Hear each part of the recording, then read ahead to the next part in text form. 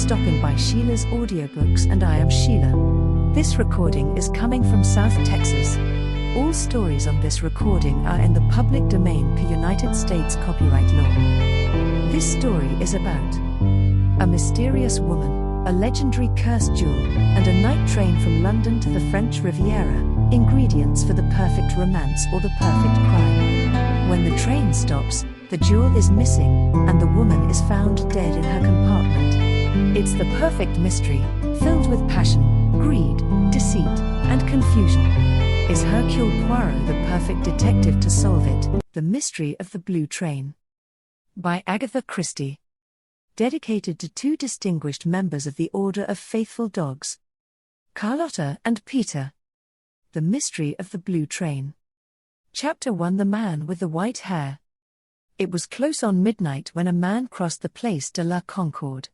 In spite of the handsome fur coat which garbed his meager form, there was something essentially weak and paltry about him.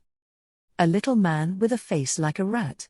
A man, one would say, who could never play a conspicuous part, or rise to prominence in any sphere. And yet, in leaping to such a conclusion, an onlooker would have been wrong. For this man, negligible and inconspicuous as he seemed, played a prominent part in the destiny of the world. In an empire where rats ruled, he was the king of the rats. Even now, an embassy awaited his return. But he had business to do first, business of which the embassy was not officially cognizant. His face gleamed white and sharp in the moonlight. There was the least hint of a curve in the thin nose. His father had been a Polish Jew, a journeyman tailor. It was business such as his father would have loved that took him abroad tonight. He came to the Seine, crossed it, and entered one of the less reputable quarters of Paris. Here he stopped before a tall, dilapidated house and made his way up to an apartment on the 4th floor. He had barely time to knock before the door was opened by a woman who had evidently been awaiting his arrival. She gave him no greeting, but helped him off with his overcoat and then led the way into the tawdrily furnished sitting room. The electric light was shaded with dirty pink festoons, and it softened, but could not disguise, the girl's face with its mask of crude paint. Could not disguise, either, the broad Mongolian cast of her countenance. There was no doubt of Olga Demirov's profession, nor of her nationality. "All is well, little one?" "All is well, Boris Ivanovich." He nodded, murmuring, "I do not think I have been followed." But there was anxiety in his tone. He went to the window, drawing the curtains aside slightly, and peering carefully out. He started away violently. "There are two men on the opposite pavement. It looks to me," he broke off and began gnawing at his nails, a habit he had when anxious. The Russian girl was shaking her head with a slow, reassuring action. "They were here before you came. All the same, it looks to me as though they were watching this house." "Possibly," she admitted indifferently. "But then, what of it? Even if they know it will not be you, they will follow from here." A thin, cruel smile came to his lips. "No," he admitted, "that is true." He mused for a minute or two and then observed, "This damned American, he can look after himself as well as anybody." "I suppose so." He went again to the window. "Tough customers," he muttered, with a chuckle. "Known to the police, I fear. Well, well, I wish Brother Apache good hunting." Olga Demirov shook her head. "If the American is the kind of man they say he is, it will take more than a couple of cowardly Apaches to get the better of him." She paused. "I wonder." "Well, nothing. Only twice this evening a man has passed along this street, a man with white hair." "What of it?" "This. As he passed those two men, he dropped his glove. One of them picked it up and returned it to him. A threadbare device." "You mean that the white-haired man is their employer?" "Something of the kind." The Russian looked alarmed and uneasy. "You are sure the parcel is safe? It has not been tampered with? There has been too much talk, much too much talk." He gnawed his nails again. "Judge for yourself." She bent to the fireplace, deftly removing the coals. Underneath, from amongst the crumpled balls of newspaper, She selected from the very middle an oblong package wrapped round with grimy newspaper, and handed it to the man. "Ingenious," he said, with a nod of approval. "The apartment has been searched twice. The mattress on my bed was ripped open." "It is as I said," he muttered. "There has been too much talk. This haggling over the price, it was a mistake." He had unwrapped the newspaper.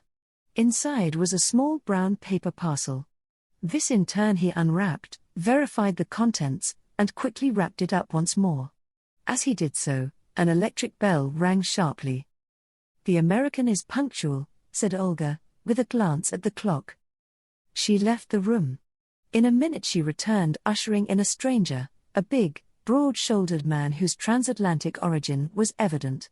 His keen glance went from one to the other. "M. Krasnine?" he inquired politely. "I am he," said Boris. "I must apologize for the unconventionality of this meeting place. But secrecy is urgent. I cannot afford to be connected with this business in any way." "Is that so?" said the American politely. "I have your word, have I not, that no details of this transaction will be made public? That is one of the conditions of sale." The American nodded. "That has already been agreed upon," he said indifferently. "Now, perhaps, you will produce the goods. You have the money in notes?" "Yes," replied the other. He did not, however, make any attempt to produce it. After a moment's hesitation, Krasnine gestured towards the small parcel on the table. The American took it up and unrolled the wrapping paper. The contents he took over to a small electric lamp and submitted them to a very thorough examination. Satisfied, he drew from his pocket a thick leather wallet and extracted from it a wad of notes. These he handed to the Russian, who counted them carefully. "All right? I thank you, monsieur. Everything is correct." "Ah," said the other. He slipped the brown paper parcel negligently into his pocket. He bowed to Olga. "Good evening, mademoiselle. Good evening, M. Krasnine." He went out, shutting the door behind him. The eyes of the two in the room met. The man passed his tongue over his dry lips. "I wonder will he ever get back to his hotel?" he muttered. By common accord, they both turned to the window. They were just in time to see the American emerge into the street below. He turned to the left and marched along at a good pace without once turning his head. Two shadows stole from a doorway and followed noiselessly. Pursuers and pursued vanished into the night. Olga Demiroff spoke. "He will get back safely," she said. "You need not fear or hope, whichever it is." "Why do you think he will be safe?" asked Krasnine curiously. "A man who has made as much money as he has could not possibly be a fool," said Olga. "And talking of money." She looked significantly at Krasnine. "Eh? My share, Boris Ivanovich." With some reluctance, Krasnine handed over two of the notes. She nodded her thanks, with a complete lack of emotion, and tucked them away in her stocking. "That is good," she remarked, with satisfaction. He looked at her curiously. "You have no regrets, Olga Vasilovna?" "Regrets? For what?" "For what has been in your keeping. There are women, most women, I believe, who go mad over such things." She nodded reflectively. "Yes, you speak truth there. Most women have that madness. I have not. I wonder now." She broke off. "Well?" asked the other curiously. "The American will be safe with them, yes, I am sure of that. But afterwards?" "Eh? What are you thinking of?" "He will give them, of course, to some woman," said Olga thoughtfully. "I wonder what will happen then." She shook herself impatiently and went over to the window. Suddenly she uttered an exclamation and called to her companion. "See, he is going down the street now, the man I mean." They both gazed down together. A slim, elegant figure was progressing along at a leisurely pace. He wore an opera hat and a cloak. As he passed a street lamp, the light illumined a thatch of thick white hair. Chapter 2. Mr. Le Marquis. The man with the white hair continued on his course, unhurried, and seemingly indifferent to his surroundings. He took a side turning to the right and another one to the left. Now and then he hummed a little air to himself. Suddenly he stopped dead and listened intently. He had heard a certain sound. It might have been the bursting of a tire, or it might have been a shot.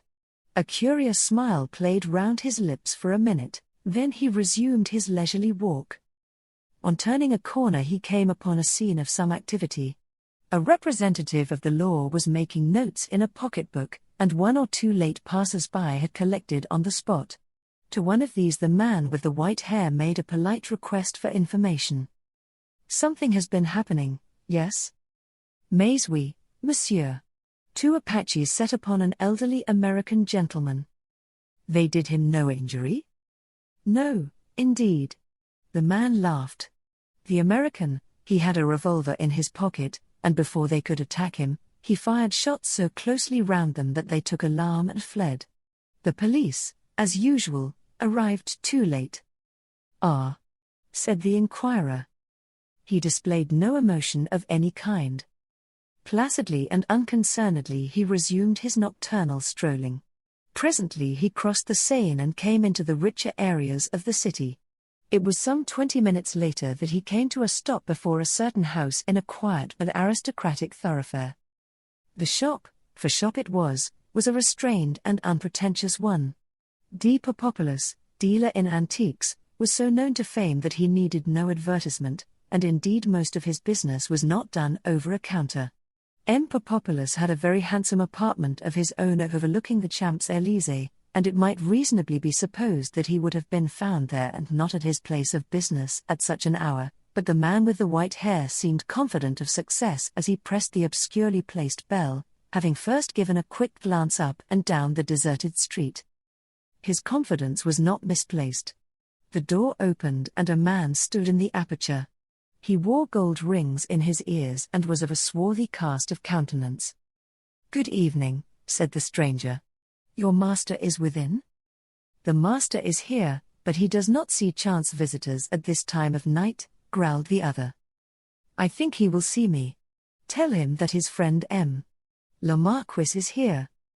The man opened the door a little wider and allowed the visitor to enter. The man who gave his name as M. Le Marquis had shielded his face with his hand as he spoke. When the manservant returned with the information that M. Popopoulos would be pleased to receive the visitor, a further change had taken place in the stranger's appearance. The manservant must have been very unobservant or very well trained, for he betrayed no surprise at the small black satin mask which hid the other's features. Leading the way to a door at the end of the hall, he opened it and announced in a respectful murmur, "M. Le Marquis." The figure which rose to receive this strange guest was an imposing one. There was something venerable and patriarchal about M. Popopoulos. He had a high-domed forehead and a beautiful white beard. His manner had in it something ecclesiastical and benign. "My dear friend," said M. Popopoulos. He spoke in French and his tones were rich and unctuous. "I must apologize," said the visitor, "for the lateness of the hour." "Not at all. Not at all," said M. Popopoulos. "An interesting time of night. You have had, perhaps, an interesting evening?" "Not personally," said M. Le Marquis. "Not personally," repeated M. Popopoulos. "No, no, of course not. And there is news, eh?" He cast a sharp glance sideways at the other, a glance that was not ecclesiastical or benign in the least. "There is no news. The attempt failed. I hardly expected anything else." "Quite so," said M.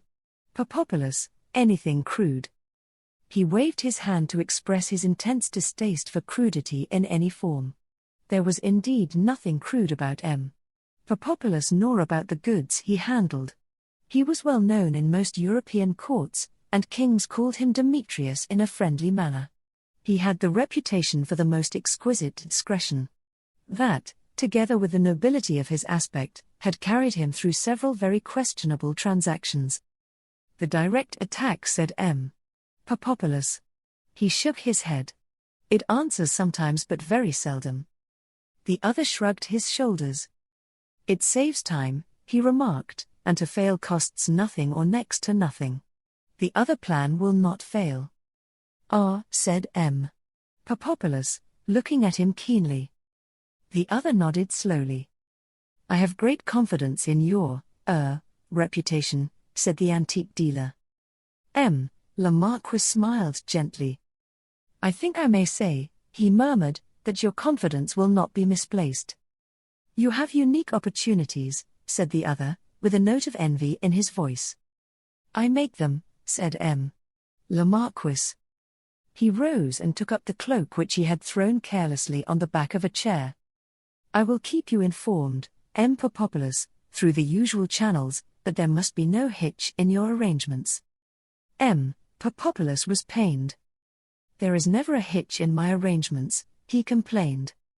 The other smiled, and without any further word of adieu he left the room, closing the door behind him. M. Papopoulos remained in thought for a moment, stroking his venerable white beard, and then moved across to a second door which opened inwards. As he turned the handle, a young woman, who only too clearly had been leaning against it with her ear to the keyhole, stumbled headlong into the room. M. Papopoulos displayed neither surprise nor concern. It was evidently all quite natural to him. Well, Zia? He asked. I did not hear him go, explained Zia. She was a handsome young woman, built on Juno-esque lines, with dark flashing eyes and such a general air of resemblance to M. Papopoulos that it was easy to see they were father and daughter. It is annoying, she continued vexedly, that one cannot see through a keyhole and hear through it at the same time. It has often annoyed me, said M. Papopoulos, with great simplicity. So that is M. Le Marquis, said Zia slowly. Does he always wear a mask, father? Always. There was a pause. It is the rubies, I suppose? Asked Zia. Her father nodded. What do you think, my little one? He inquired, with a hint of amusement in his beady black eyes. Of M. Le Marquis? Yes. I think, said Zia slowly, that it is a very rare thing to find a well-bred Englishman who speaks French as well as that. Ah, said M. Papopoulos, so that is what you think. As usual, he did not commit himself, but he regarded Zia with benign approval. I thought, too, said Zia, that his head was an odd shape. Massive, said her father, a trifle massive. But then that effect is always created by a wig. They both looked at each other and smiled. Chapter 3 Heart of Fire. Rufus Van Alden passed through the revolving doors of the Savoy, and walked to the reception desk. The desk clerk smiled a respectful greeting. Pleased to see you back again, Mr. Van Alden, he said. The American millionaire nodded his head in a casual greeting. Everything all right? He asked. Yes, sir. Major Knighton is upstairs in the suite now. Van Alden nodded again. Any mail? He vouchsafed. They have all been sent up, Mr. Van Alden. Oh. Wait a minute. He dived into a pigeon-hole, and produced a letter. Just come this minute, he explained. Rufus Van Alden took the letter from him, and as he saw the handwriting, a woman's flowing hand, his face was suddenly transformed. The harsh contours of it softened, and the hard line of his mouth relaxed. He looked a different man. He walked across to the lift with the letter in his hand and the smile still on his lips.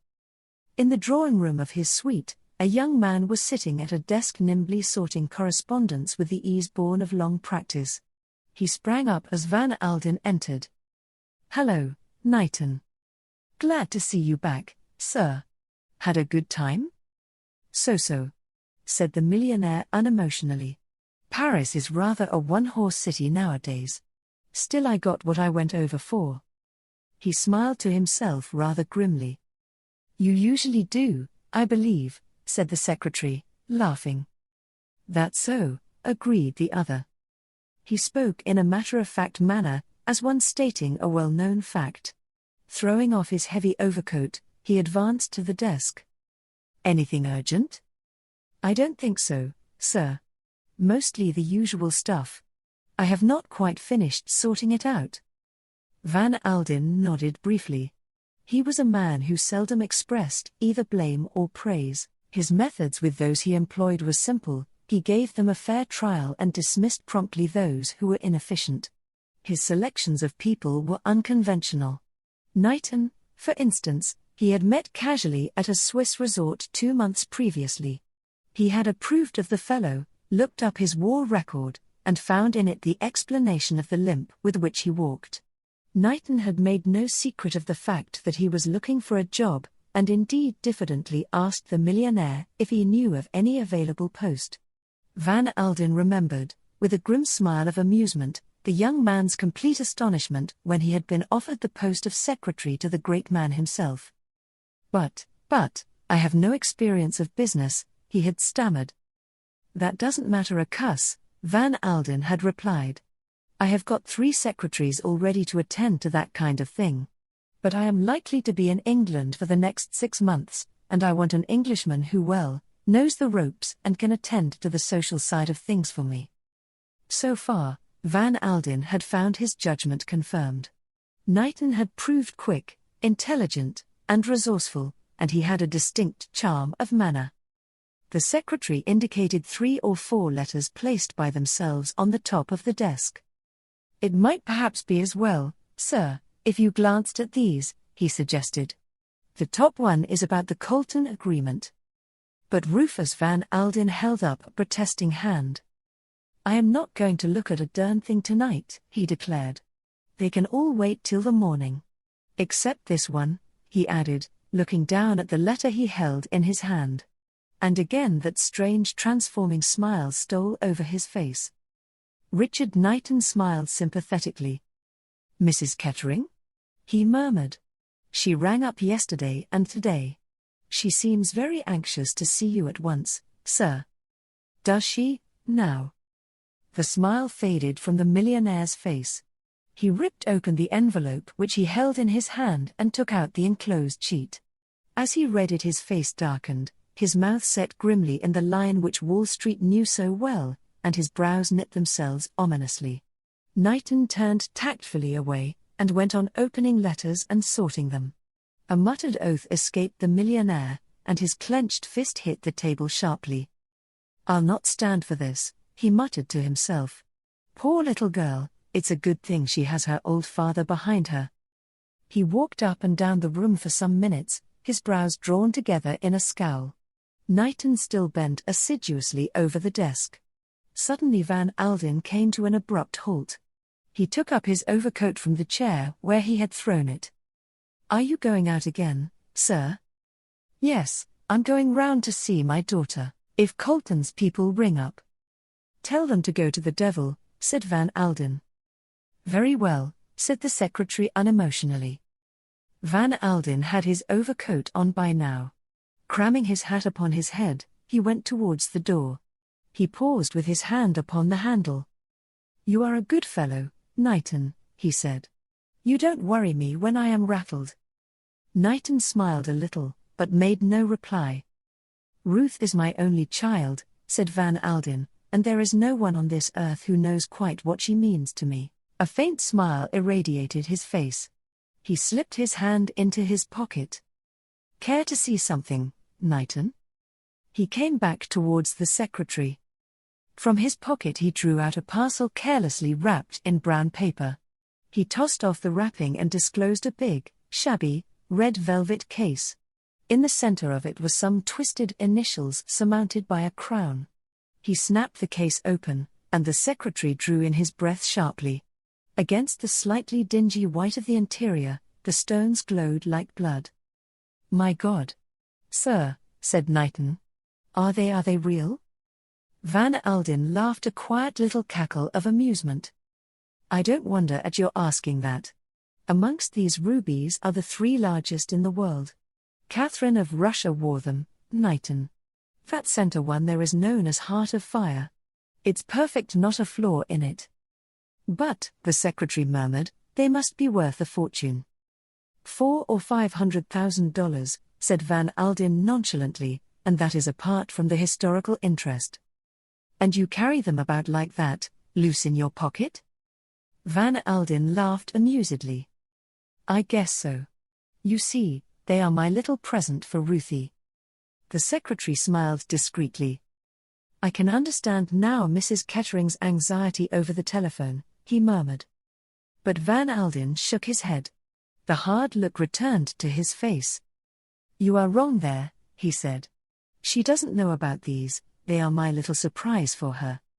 He shut the case, and began slowly to wrap it up again. It's a hard thing, Knighton, he said, how little one can do for those one loves. I can buy a good portion of the earth for Ruth, if it would be any use to her, but it isn't. I can hang these things round her neck and give her a moment or two's pleasure, maybe, but... He shook his head. When a woman is not happy in her home. He left the sentence unfinished. The secretary nodded discreetly. He knew, none better, the reputation of the Honourable Derek Kettering. Van Alden sighed. Slipping the parcel back in his coat pocket, he nodded to Knighton and left the room. Chapter 4 in Curzon Street. The Honourable Mrs. Derek Kettering lived in Curzon Street. The butler who opened the door recognized Rufus Van Alden at once and permitted himself a discreet smile of greeting. He led the way upstairs to the big double drawing room on the first floor. A woman who was sitting by the window started up with a cry. Why, Dad, if that isn't too good for anything. I've been telephoning Major Knighton all day to try and get hold of you, but he couldn't say for sure when you were expected back. Ruth Kettering was 28 years of age. Without being beautiful, or in the real sense of the word even pretty, she was striking looking because of her coloring. Van Alden had been called carrots and ginger in his time, and Ruth's hair was almost pure auburn. With it went dark eyes and very black lashes, the effect somewhat enhanced by art.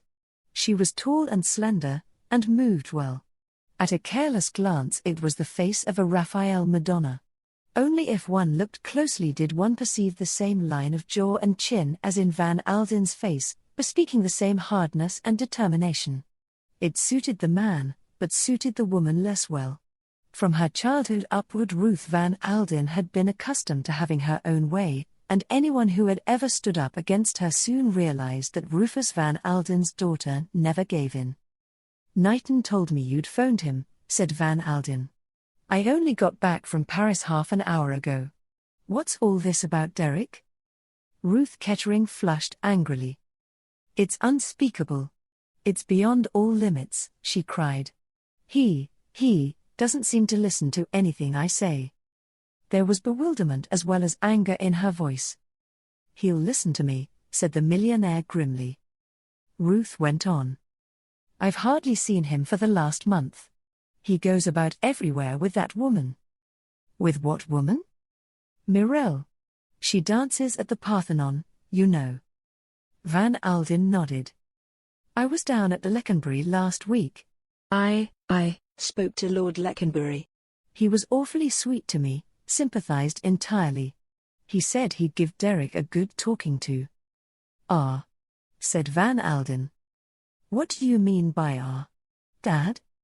Just what you think I mean, Ruthie. Poor old Leconbury is a washout. Of course he sympathized with you, of course he tried to soothe you down. Having got his son and heir married to the daughter of one of the richest men in the States, he naturally doesn't want to mess the thing up. But he's got one foot in the grave already, everyone knows that, and anything he may say will cut down little ice with Derek.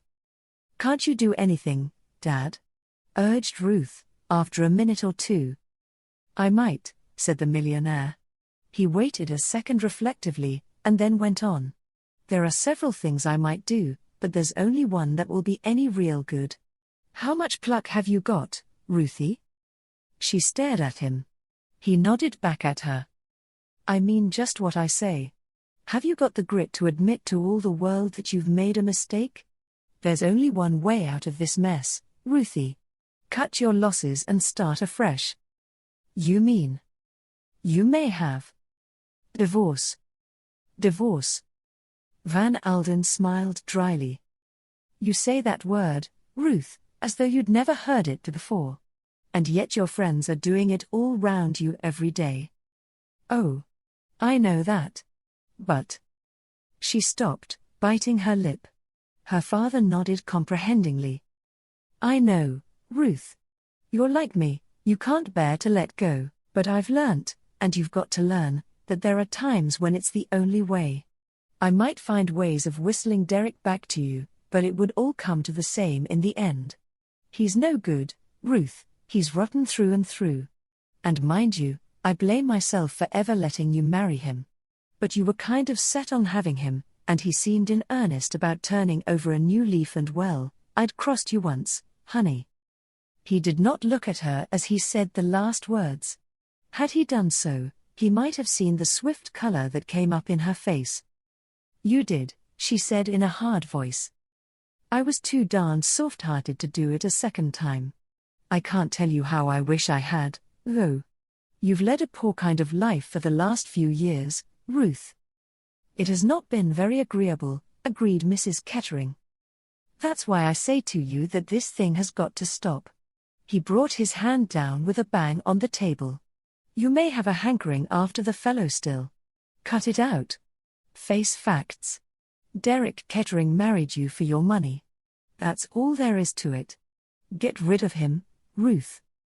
Ruth Kettering looked down at the ground for some moments, then she said, without raising her head. Supposing he doesn't consent? Van Alden looked at her in astonishment. He won't have a say in the matter. She flushed and bit her lip. No, of course not. I only meant. She stopped. Her father eyed her keenly. What did you mean? I meant, she paused, choosing her words carefully. He mayn't take it lying down. The millionaire's chin shot out grimly. You mean he'll fight the case? Let him.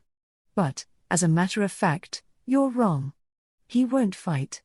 Any solicitor he consults will tell Heaver hasn't a leg to stand upon.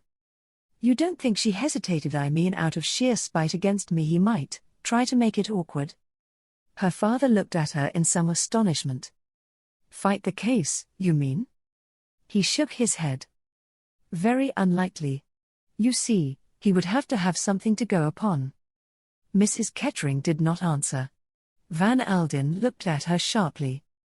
Come, Ruth, out with it. There's something troubling you. What is it? Nothing at all. But her voice was unconvincing. You are dreading the publicity, eh? Is that it? You leave it to me. I'll put the whole thing through so smoothly that there will be no fuss at all. Very well, Dad, if you really think it's the best thing to be done. Got a fancy for the fellow still, Ruth? Is that it? No. The word came with no uncertain emphasis. Van Alden seemed satisfied. He patted his daughter on the shoulder. It will be all right, little girl. Don't you worry any. Now let's forget all about this. I have brought you a present from Paris. For me? Something very nice, I hope you'll think so, said Van Alden, smiling. He took the parcel from his coat pocket and handed it to her. She unwrapped it eagerly, and snapped open the case. A long-drawn O came from her lips. Ruth Kettering loved jewels, always had done so. Dad, how wonderful. Rather in a class by themselves, aren't they? Said the millionaire, with satisfaction. You like them, eh? Like them? Dad, they're unique. How did you get hold of them? Van Alden smiled. Ah. That's my secret. They had to be bought privately, of course. They are rather well known. See that big stone in the middle? You have heard of it, maybe. That's the historic Heart of Fire. Heart of Fire, repeated Mrs. Kettering. She had taken the stones from the case and was holding them against her breast. The millionaire watched her. He was thinking of the series of women who had worn the jewels. The heartaches, the despairs, the jealousies. Heart of Fire, like all famous stones, had left behind it a trail of tragedy and violence. Held in Ruth Kettering's assured hand, it seemed to lose its potency of evil. With her cool, equable poise, This woman of the Western world seemed a negation to tragedy or heart-burnings. Ruth returned the stones to their case, then, jumping up, she flung her arms round her father's neck. "Thank you, thank you, thank you, Dad. They are wonderful. You do give me the most marvelous presents always." "That's all right," said Van Alden, patting her shoulder. "You are all I have, you know, Ruthie. You will stay to dinner, won't you, Father?" "I don't think so. You were going out, weren't you?" "Yes, but I can easily put that off. Nothing very exciting." "No," said Van Alden. "Keep your engagement. I have got a good deal to attend to. See you tomorrow, my dear. Perhaps if I phone you, we can meet at Galbraith's?" Messrs. Galbraith, Cuthbertson, and Galbraith were Van Alden's London solicitors. "Very well, Dad." She hesitated. "I suppose this won't keep me from going to the Riviera?" "When are you off?" "On the 14th. "Oh, that will be all right. These things take a long time to mature. By the way, Ruth, I shouldn't take those rubies abroad if I were you. Leave them at the bank." Mrs. Kettering nodded. "We don't want to have you robbed and murdered for the sake of Heart of Fire," said the millionaire jocosely. "And yet you carried it about in your pocket loose," retorted his daughter, smiling. "Yes." Some hesitation, caught her attention. "What is it, Dad?" "Nothing." He smiled. "Thinking of a little adventure of mine in Paris." "An adventure?" "Yes, the night I bought these things." He made a gesture towards the jewel case. "Oh, do tell me." "Nothing to tell, Ruthie. Some Apache fellows got a bit fresh and I shot at them and they got off. That's all." She looked at him with some pride. "You're a tough proposition, Dad." "You bet I am, Ruthie." He kissed her affectionately and departed. On arriving back at the Savoy, he gave a curt order to Knighton. "Get hold of a man called Goby, you'll find his address in my private book. He's to be here tomorrow morning at 9:30. "Yes, sir." "I also want to see Mr. Kettering. Run him to earth for me if you can. Try his club at any rate, get hold of him somehow, and arrange for me to see him here tomorrow morning. Better make it lattish, about 12. His sort aren't early risers." The secretary nodded in comprehension of these instructions. Van Alden gave himself into the hands of his valet. His bath was prepared, and as he lay luxuriating in the hot water, his mind went back over the conversation with his daughter. On the whole he was well satisfied. His keen mind had long since accepted the fact that divorce was the only possible way out. Ruth had agreed to the proposed solution with more readiness than he had hoped for. Yet, in spite of her acquiescence, he was left with a vague sense of uneasiness. Something about her manner, he felt, had not been quite natural. He frowned to himself. "Maybe I'm fanciful," he muttered, "and yet I bet there's something she has not told me." Chapter 5: A Useful Gentleman. Rufus Van Alden had just finished the sparse breakfast of coffee and dry toast, which was all he ever allowed himself, when Knighton entered the room. "Mr. Goby is below, sir, waiting to see you." The millionaire glanced at the clock. It was just 9:30. "All right," he said curtly.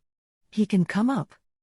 A minute or two later, Mr. Goby entered the room. He was a small, elderly man, shabbily dressed, with eyes that looked carefully all round the room, and never at the person he was addressing. "Good morning, Goby," said the millionaire. "Take a chair." "Thank you, Mr. Van Alden." Mr. Goby sat down with his hands on his knees, and gazed earnestly at the radiator. "I have got a job for you." "Yes, Mr. Van Alden?" "My daughter is married to the Honorable Derek Kettering, as you may perhaps know." Mr. Goby transferred his gaze from the radiator to the left-hand drawer of the desk, and permitted a deprecating smile to pass over his face. Mr. Goby knew a great many things, but he always hated to admit the fact. "By my advice, she is about to file a petition for divorce. That, of course, is a solicitor's business. But, For private reasons, I want the fullest and most complete information. Mr. Goby looked at the cornice and murmured. About Mr. Kettering? About Mr. Kettering. Very good, sir. Mr. Goby rose to his feet. When will you have it ready for me? Are you in a hurry, sir? I'm always in a hurry, said the millionaire. Mr. Goby smiled understandingly at the fender. Shall we say 2 o'clock this afternoon, sir? He asked. Excellent, approved the other. Good morning, Goby. Good morning, Mr. Van Alden. That's a very useful man, said the millionaire as Goby went out and his secretary came in. In his own line he's a specialist. What is his line? Information. Give him 24 hours and he would lay the private life of the Archbishop of Canterbury bare for you. A useful sort of chap, said Knighton, with a smile. He has been useful to me once or twice, said Van Alden. Now then, Knighton, I'm ready for work. The next few hours saw a vast quantity of business rapidly transacted. It was 12:30 when the telephone bell rang, and Mr. Van Alden was informed that Mr. Kettering had called. Knighton looked at Van Alden, and interpreted his brief nod. Ask Mr. Kettering to come up, please. The secretary gathered up his papers and departed. He and the visitor passed each other in the doorway, and Derek Kettering stood aside to let the other go out. Then he came in, shutting the door behind him. Good morning, sir. You are very anxious to see me, I hear. The lazy voice with its slightly ironic inflection roused memories in Van Alden. There was charm in it, there had always been charm in it. He looked piercingly at his son-in-law. Derek Kettering was 34, lean of build, with a dark, narrow face, which had even now something indescribably boyish in it. Come in, said Van Alden curtly. Sit down. Kettering flung himself lightly into an armchair. He looked at his father-in-law with a kind of tolerant amusement. Not seen you for a long time, sir, he remarked pleasantly. About 2 years, I should say. Seen Ruth yet? I saw her last night, said Van Alden. Looking very fit, isn't she? Said the other lightly.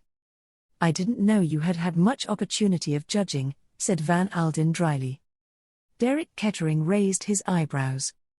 Oh, we sometimes meet at the same nightclub, you know, he said airily. I am not going to beat about the bush, Van Alden said curtly. I have advised Ruth to file a petition for divorce. Derek Kettering seemed unmoved. How drastic, he murmured. Do you mind if I smoke, sir? He lit a cigarette, and puffed out a cloud of smoke as he added nonchalantly. And what did Ruth say? Ruth proposes to take my advice, said her father. Does she really? Is that all you have got to say? Demanded Van Alden sharply. Kettering flicked his ash into the grate. I think, you know, he said, with a detached air, that she's making a great mistake. From your point of view she doubtless is, said Van Alden grimly. Oh, come now, said the other, let's be personal. I really wasn't thinking of myself at the moment. I was thinking of Ruth.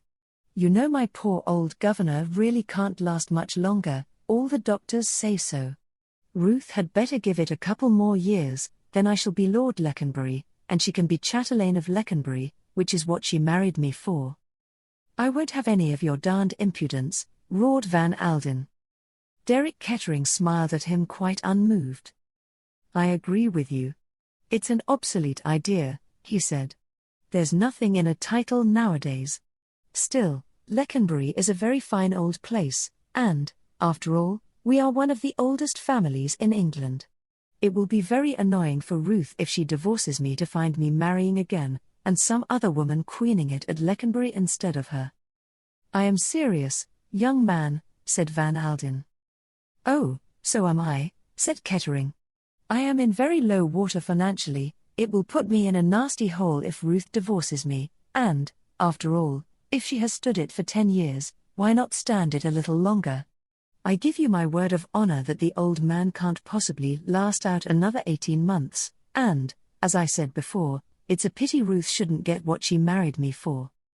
You suggest that my daughter married you for your title and position. Derek Kettering laughed a laugh that was not all amusement. You don't think it was a question of a love match? He asked.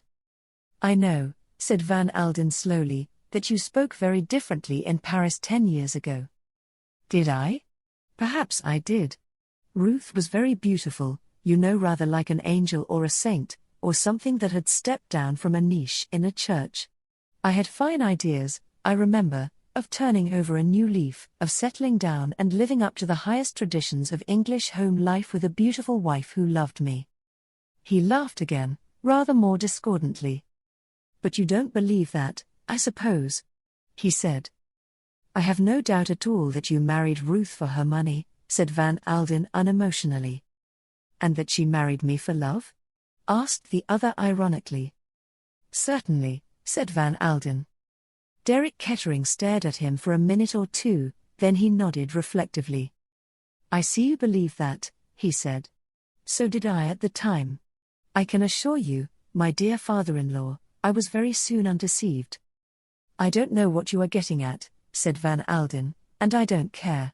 You have treated Ruth darned badly. Oh, I have, agreed Kettering lightly, but she's tough, you know. She's your daughter. Underneath the pink and white softness of her she's as hard as granite. You have always been known as a hard man, so I have been told, but Ruth is harder than you are. You, at any rate, love one person better than yourself. Ruth never has and never will. That is enough, said Van Alden. I asked you here so that I could tell you fair and square what I meant to do. My girl has got to have some happiness, and remember this, I am behind her. Derek Kettering got up and stood by the mantelpiece. He tossed away his cigarette. When he spoke, his voice was very quiet. What exactly do you mean by that, I wonder? He said. I mean, said Van Alden, that you had better not try to defend the case. Oh, said Kettering. Is that a threat? You can take it any way you please, said Van Alden. Kettering drew a chair up to the table. He sat down fronting the millionaire. And supposing, he said softly, that, just for argument's sake, I did defend the case? Van Alden shrugged his shoulders. You have not got a leg to stand upon, you young fool. Ask your solicitors, they will soon tell you. Your conduct has been notorious, the talk of London.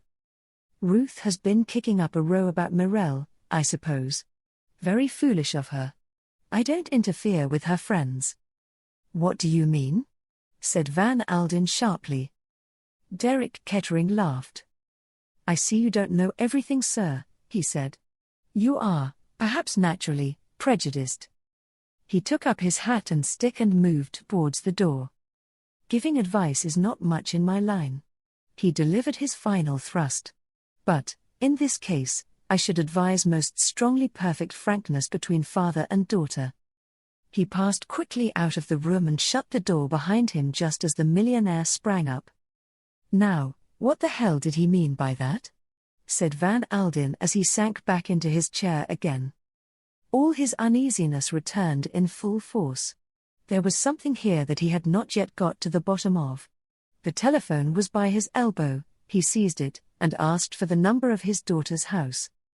Hello. Hello. Is that Mayfair 81907? Mrs. Kettering in? Oh, she's out, is she? Yes, out to lunch. What time will she be in? You don't know. Oh, very good, no, there's no message. He slammed the receiver down again angrily. At 2 o'clock he was pacing the floor of his room waiting expectantly for Gobi. The latter was ushered in at 10 minutes past 2. Well, barked the millionaire sharply. But little Mr. Gobi was not to be hurried.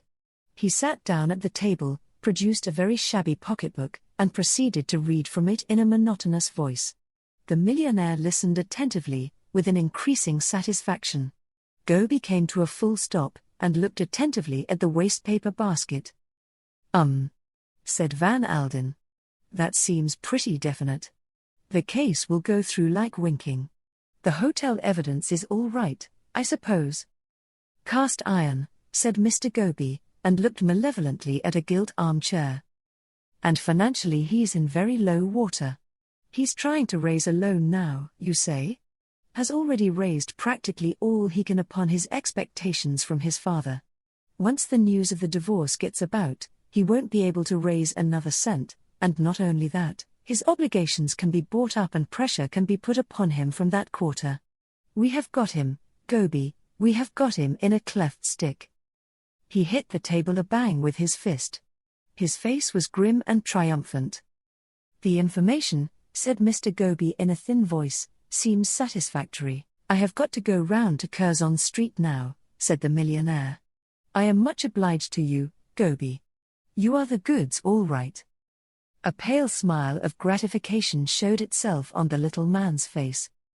Thank you, Mr. Van Alden, he said, I try to do my best. Van Alden did not go direct to Curzon Street. He went first to the city, where he had 2 interviews which added to his satisfaction. From there he took the tube to Down Street.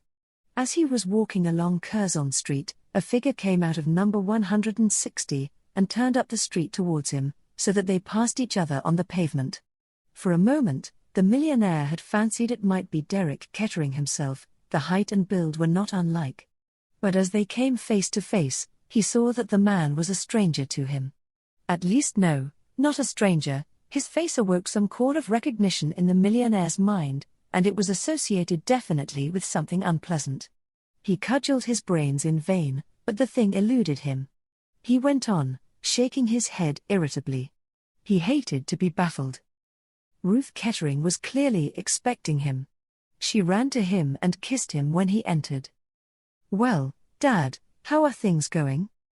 Very well, said Van Alden, but I have got a word or two to say to you, Ruth. Almost insensibly he felt the change in her, something shrewd and watchful replaced the impulsiveness of her greeting. She sat down in a big armchair. Well, Dad? She asked. What is it? I saw your husband this morning, said Van Alden. You saw Derek? I did. He said a lot of things, most of which were darned cheek. Just as he was leaving, he said something that I didn't understand. He advised me to be sure that there was perfect frankness between father and daughter. What did he mean by that, Ruthie? Mrs. Kettering moved a little in her chair. I don't know, Dad. How should I? Of course you know, said Van Alden. He said something else, about his having his friends and not interfering with yours. What did he mean by that? I don't know, said Ruth Kettering again. Van Alden sat down. His mouth set itself in a grim line. See here, Ruth. I am not going into this with my eyes closed. I am not at all sure that that husband of yours doesn't mean to make trouble.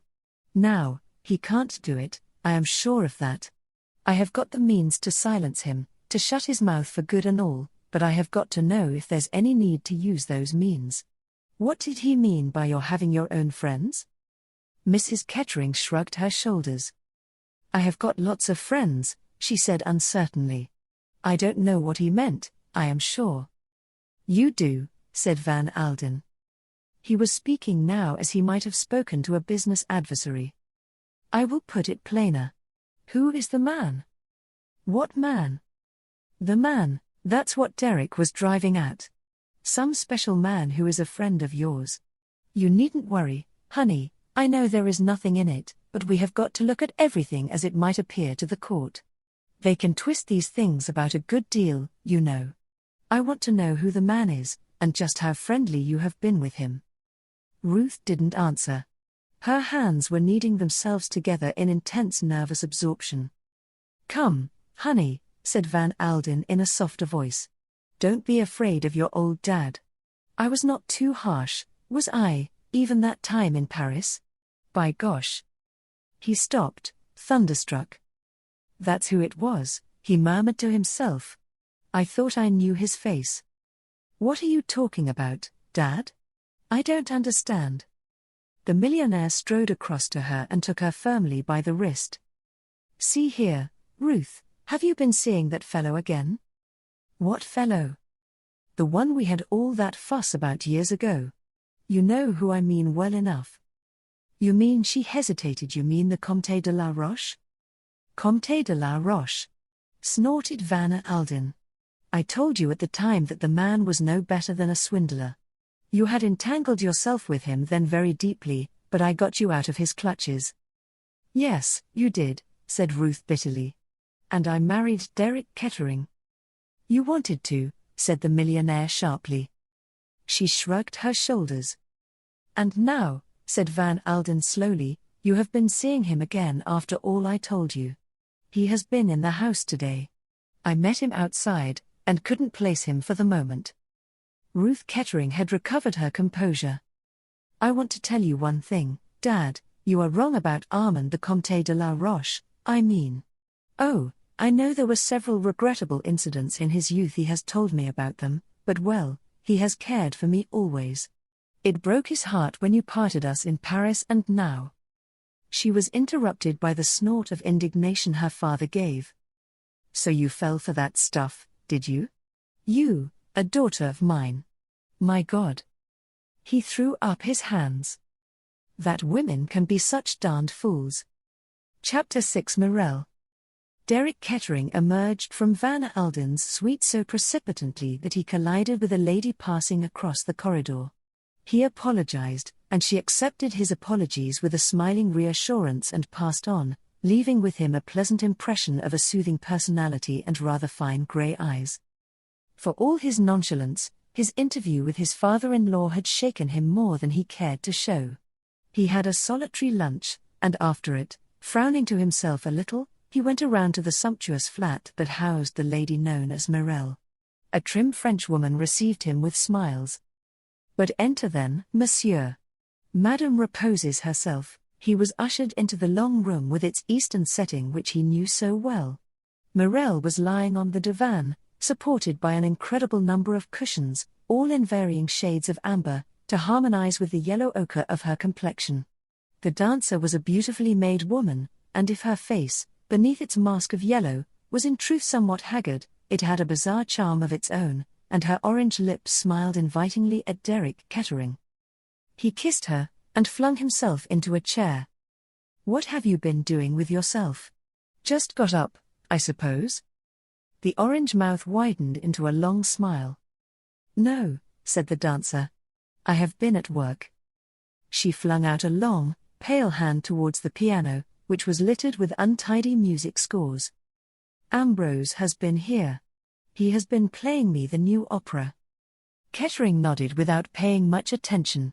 He was profoundly uninterested in Claude Ambrose and the latter's operatic setting of Ibsen's Peer Gynt. So was Morel, for that matter, regarding it merely as a unique opportunity for her own presentation as Anitra. It is a marvelous dance, she murmured. I shall put all the passion of the desert into it. I shall dance hungover with Jules R.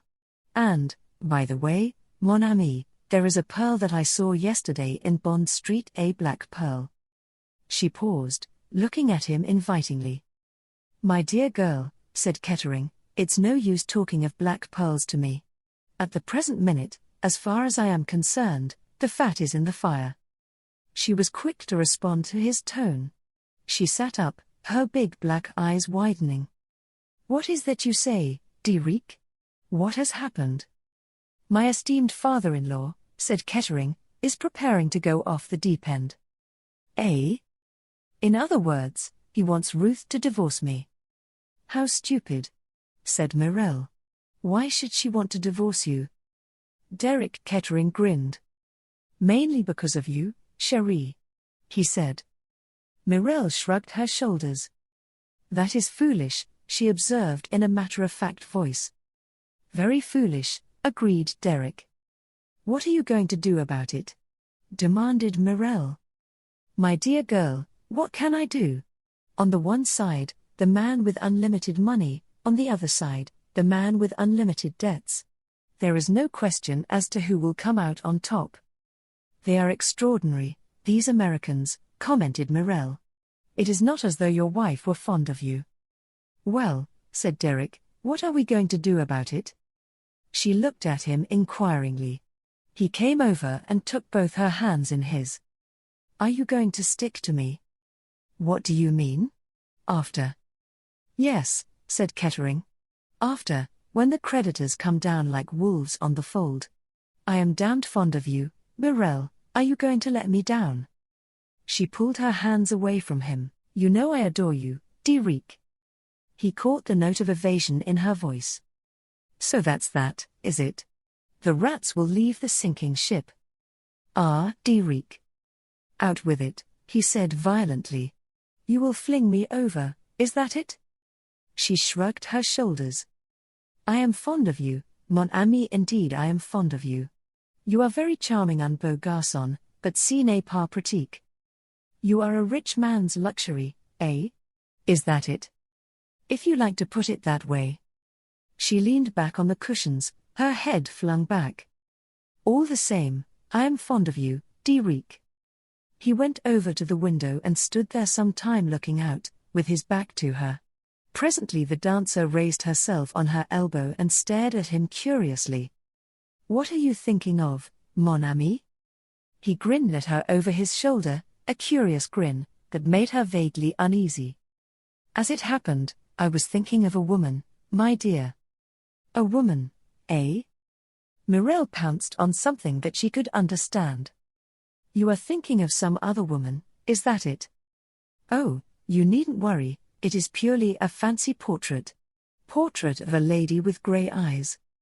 Mirelle said sharply, when did you meet her? Derek Kettering laughed, and his laughter had a mocking, ironical sound. I ran into the lady in the corridor of the Savoy Hotel. Well, what did she say? As far as I can remember, I said, I beg your pardon, and she said, it doesn't matter, or words to that effect. And then? Persisted the dancer. Kettering shrugged his shoulders. And then nothing. That was the end of the incident.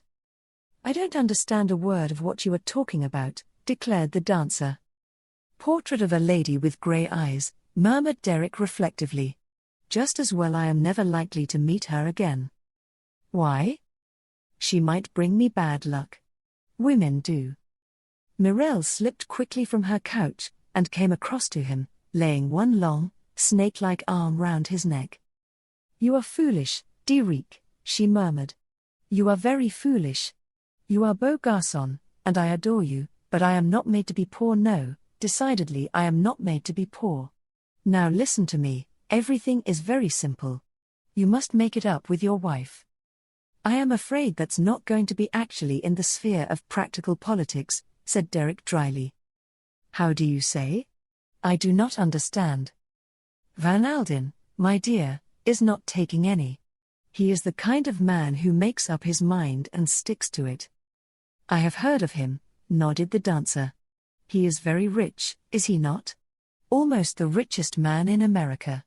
A few days ago, in Paris, he bought the most wonderful ruby in the world, Heart of Fire it is called.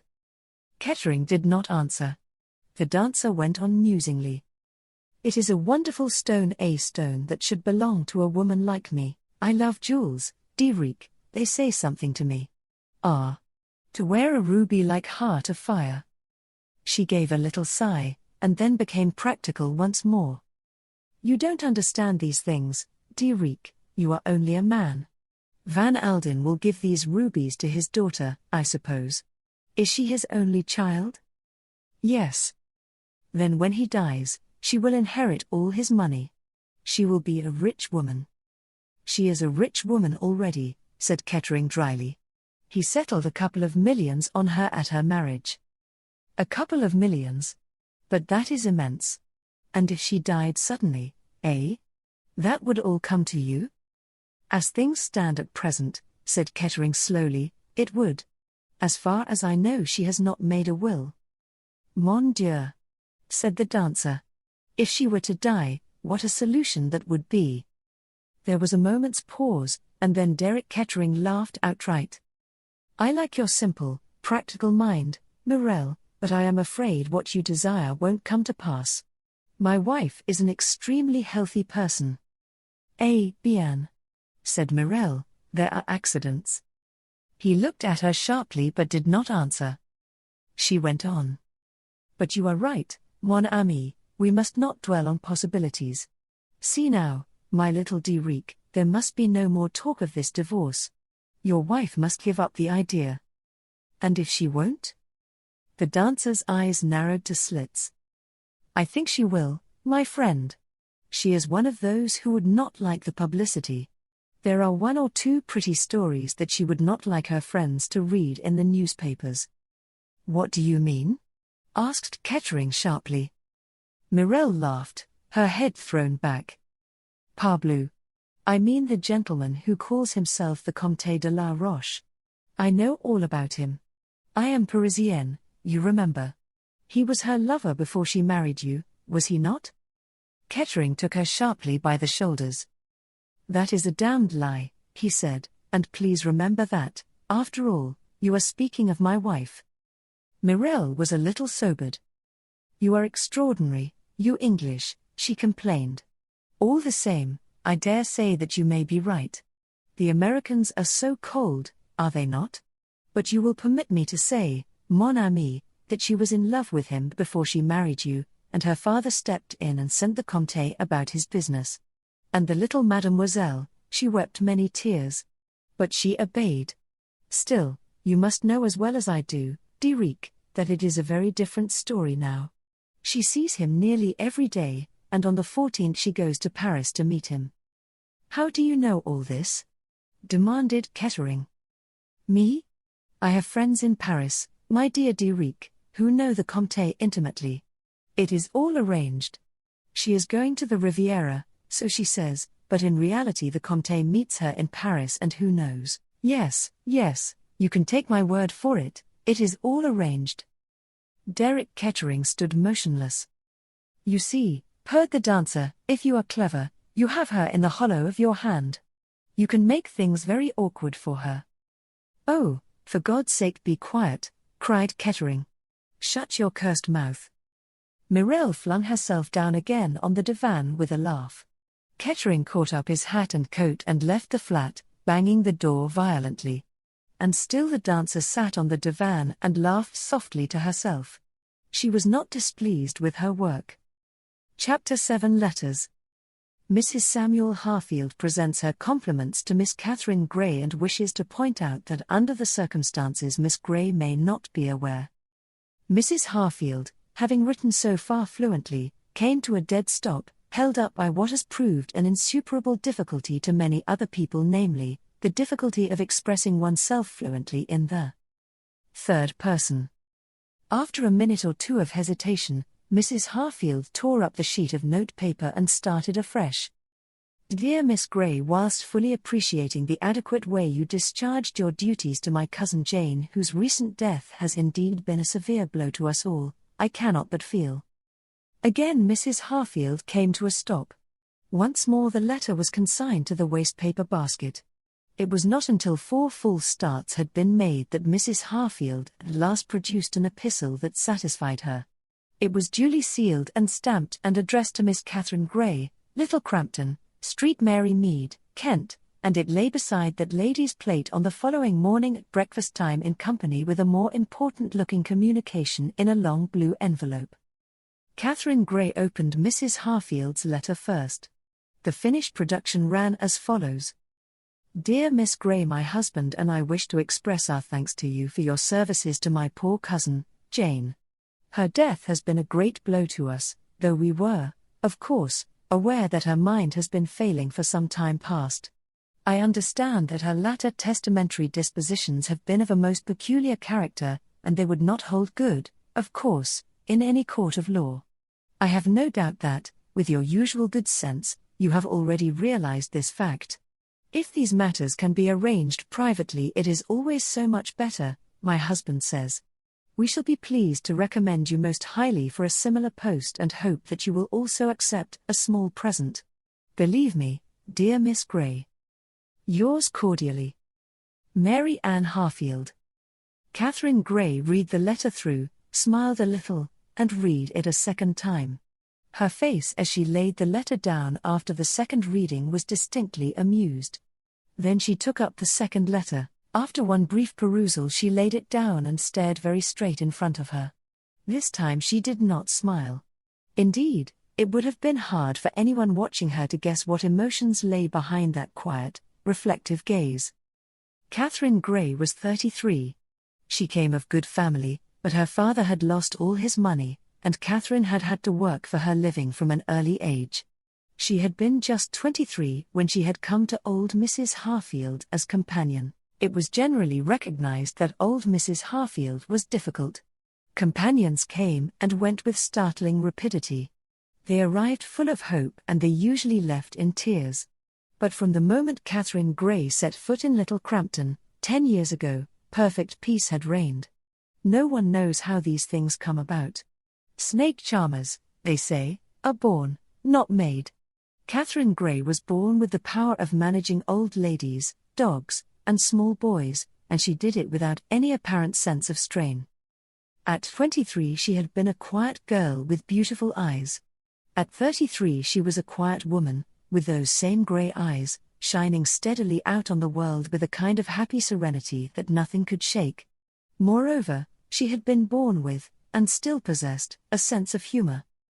As she sat at the breakfast table, staring in front of her, there was a ring at the bell, accompanied by a very energetic rat-a-tat-tat at the knocker.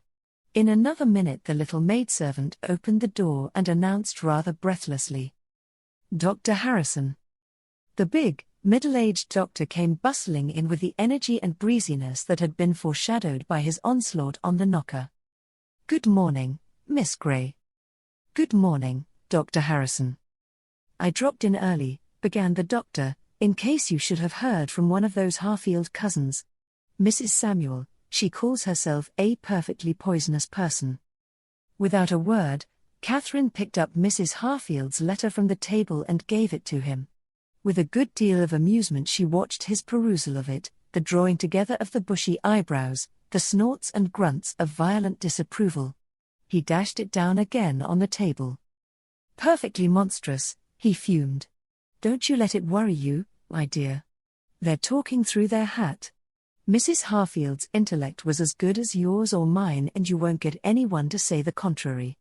They wouldn't have a leg to stand upon, and they know it. All that talk of taking it into court is pure bluff. Hence, this attempt to get round you in a hole and corner way. And look here, my dear, don't let them get round you with soft soap either.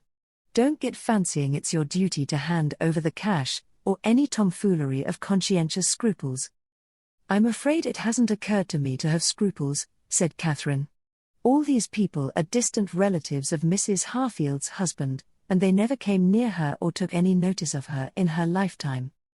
"You're a sensible woman," said the doctor.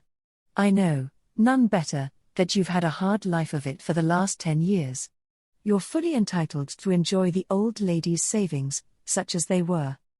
Catherine smiled thoughtfully. "Such as they were," she repeated. "You've no idea of the amount, doctor. Well enough to bring in 500 a year or so, I suppose." Catherine nodded. "That's what I thought," she said. "Now read this." She handed him the letter she had taken from the long blue envelope. The doctor read and uttered an exclamation of utter astonishment. "Impossible," he muttered. "Impossible." She was one of the original shareholders in Mortald's. 40 years ago she must have had an income of 8 or 10,000 a year. She has never, I am sure, spent more than 400 a year. She was always terribly careful about money. I always believed that she was obliged to be careful about every penny. And all the time the income has accumulated at compound interest. My dear, you're going to be a very rich woman." Catherine Gray nodded. "Yes," she said, "I am." She spoke in a detached, impersonal tone, as though she were looking at the situation from outside. "Well," said the doctor, preparing to depart, "you have all my congratulations." He flicked Mrs. Samuel Harfield's letter with his thumb. "Don't worry about that woman and her odious letter." "It really isn't an odious letter," said Miss Gray tolerantly. "Under the circumstances, I think it's really quite a natural thing to do." "I have the gravest suspicions of you sometimes," said the doctor. "Why?" The things that you find perfectly natural. Catherine Gray laughed. Dr. Harrison retailed the great news to his wife at lunchtime. She was very excited about it. Fancy old Mrs. Harfield with all that money. I'm glad she left it to Catherine Gray. That girl's a saint. The doctor made a wry face.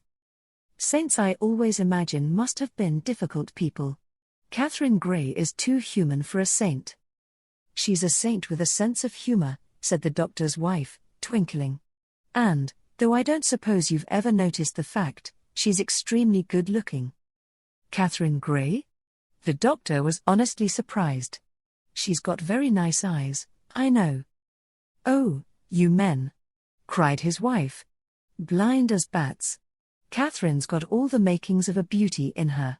All she wants is clothes. Clothes? What's wrong with her clothes?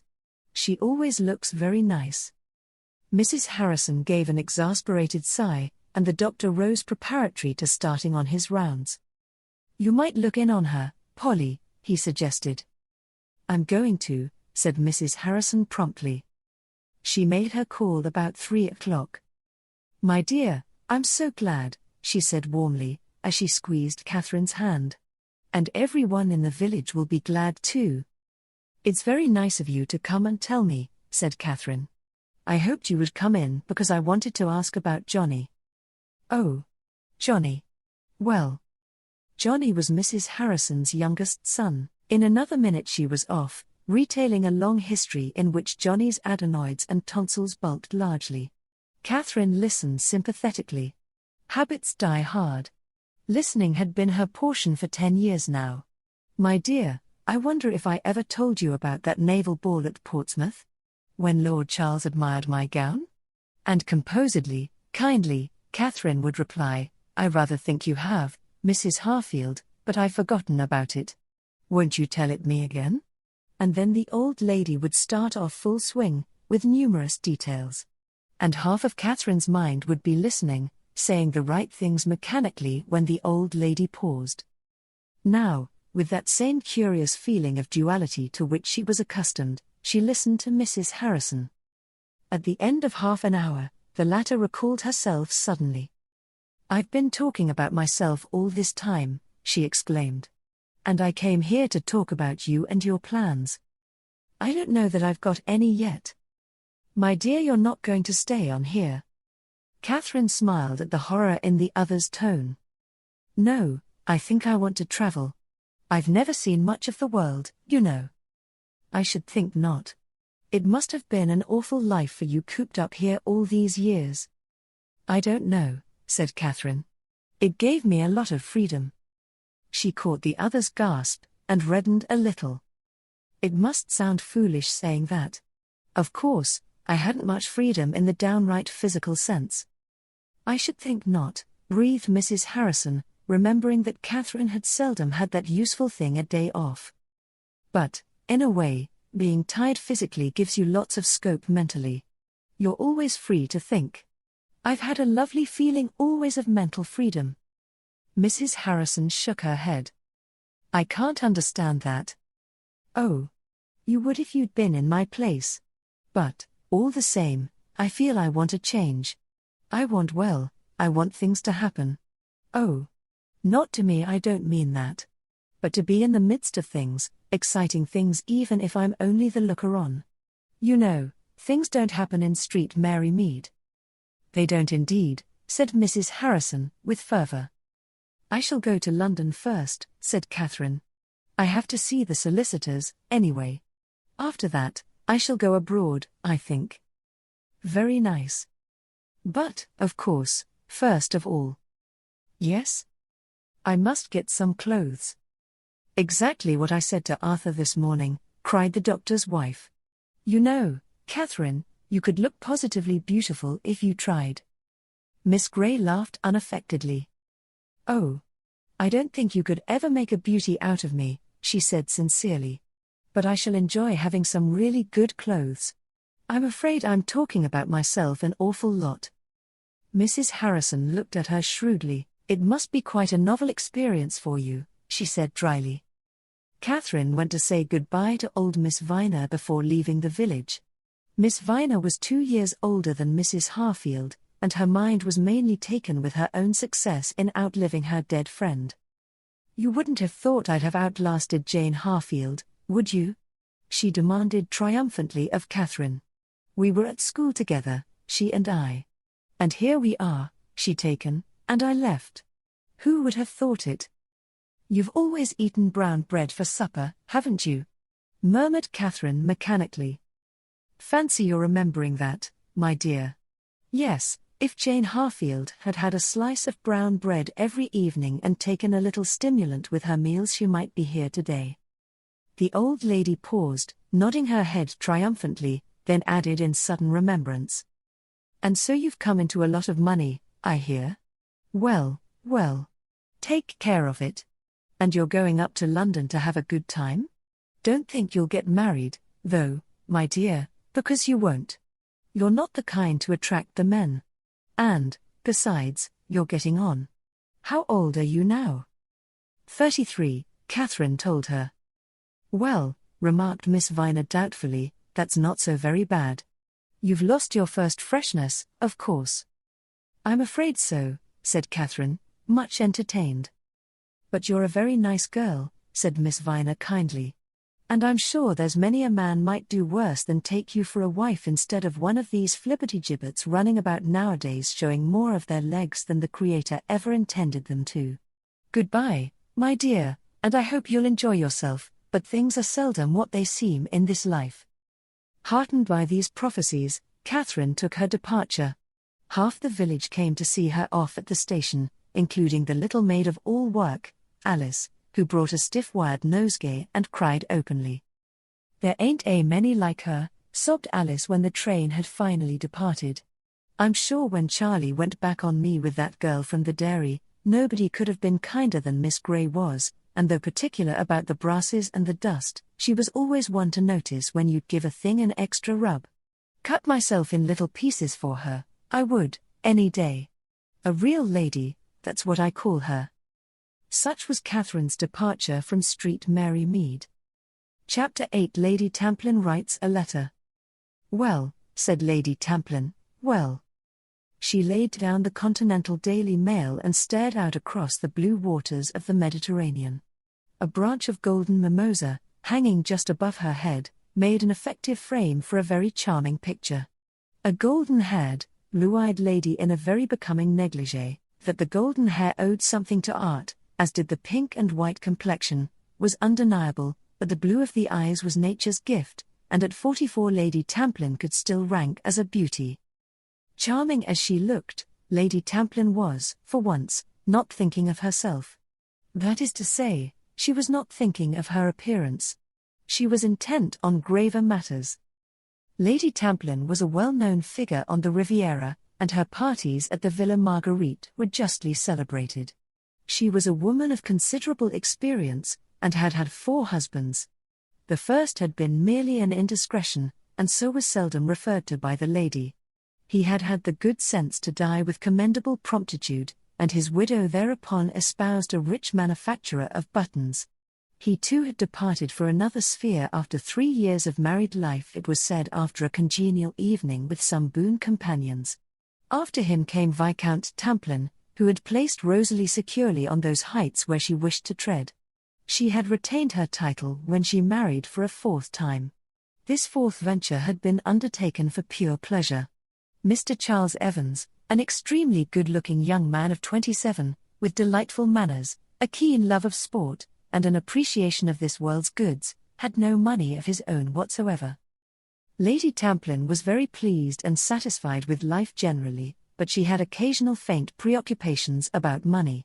The button manufacturer had left his widow a considerable fortune, but, as Lady Tamplin was wont to say, what with one thing and another, one thing being the depreciation of stocks owing to the war, and the other the extravagances of the late Lord Tamplin, she was still comfortably off. But to be merely comfortably off is hardly satisfactory to one of Rosalie Tamplin's temperament. So, on this particular January morning, she opened her blue eyes extremely wide as she read a certain item of news and uttered that noncommittal monosyllable, "well." The only other occupant of the balcony was her daughter, the Honourable Lennox Tamplin. A daughter such as Lennox was a sad thorn in Lady Tamplin's side, a girl with no kind of tact, who actually looked older than her age, and whose peculiar sardonic form of humour was, to say the least of it, uncomfortable. "Darling," said Lady Tamplin, "just fancy." "What is it?" Lady Tamplin picked up the Daily Mail, handed it to her daughter, and indicated with an agitated forefinger the paragraph of interest. Lennox read it without any of the signs of agitation shown by her mother. She handed back the paper. "What about it?"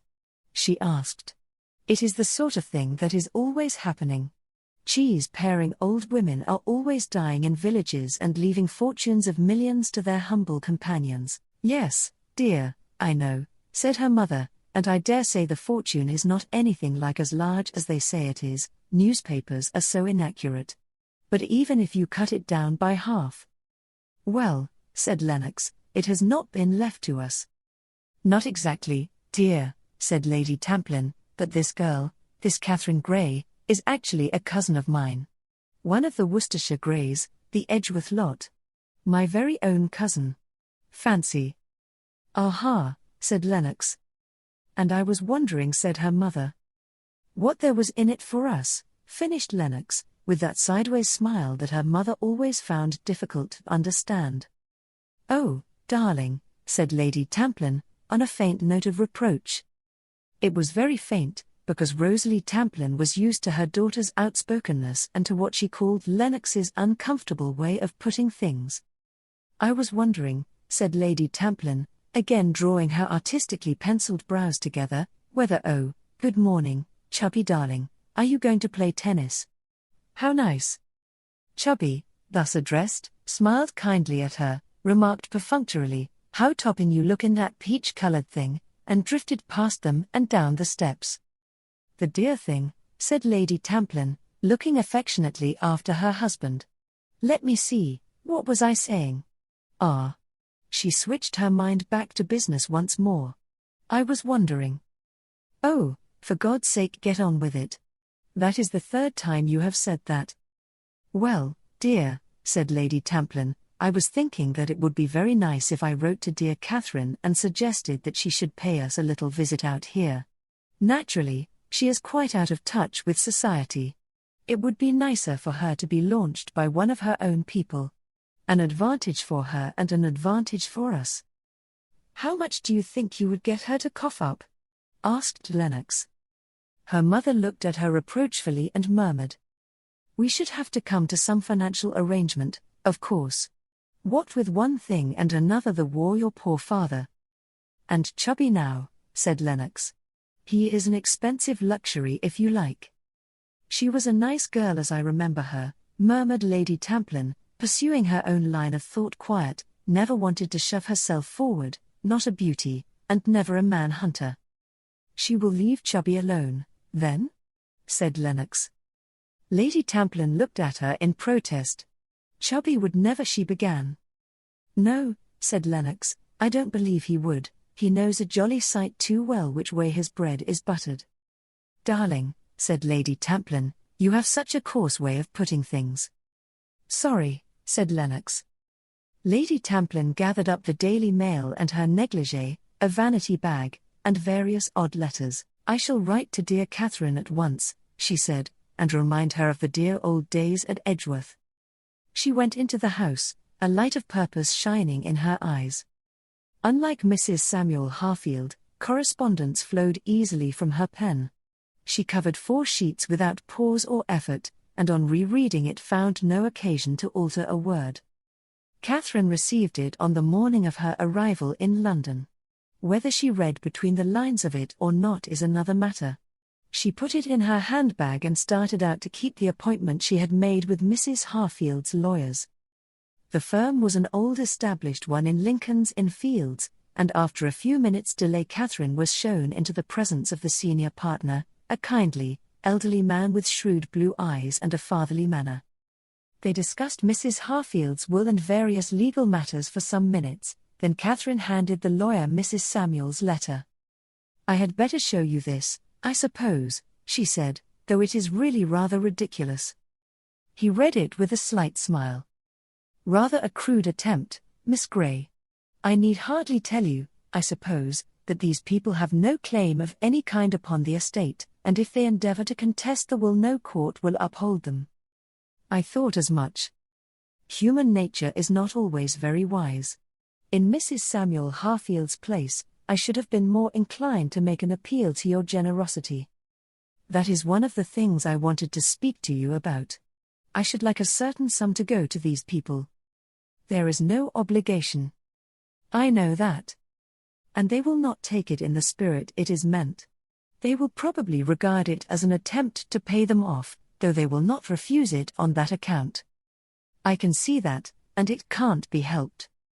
I should advise you, Miss Gray, to put that idea out of your head." Catherine shook her head. "You are quite right, I know, but I should like it done all the same.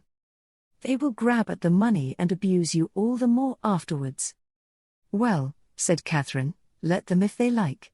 We all have our own ways of enjoying ourselves.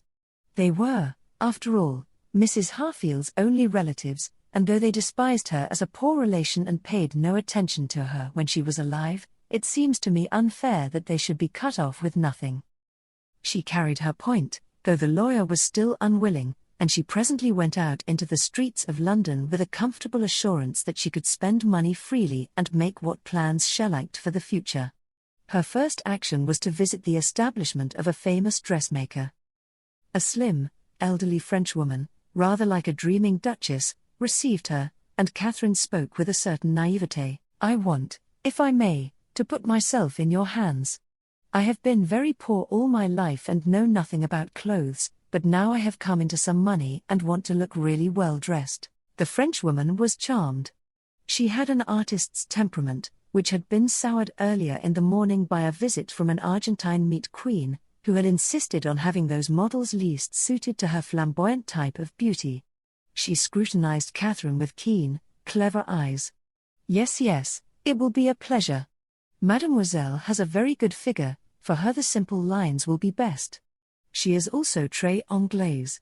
Some people it would offend them if I said that, but Mademoiselle, no. Une belle anglaise, here is no style more delightful." The demeanor of a dreaming duchess was suddenly put off. She screamed out directions to various mannequins. "Clotilde, Virginie, quickly, my little ones, the little toilet gris clair and the robe de soirée super d'automne. Marcel, my child, the little mimosa suit of crêpe de chine." It was a charming morning. Marcel, Clotilde, Virginie, bored and scornful, passed slowly round, squirming and wriggling in the time-honored fashion of mannequins. The Duchess stood by Catherine and made entries in a small notebook. "An excellent choice, Mademoiselle. Mademoiselle has great goût. Yes, indeed.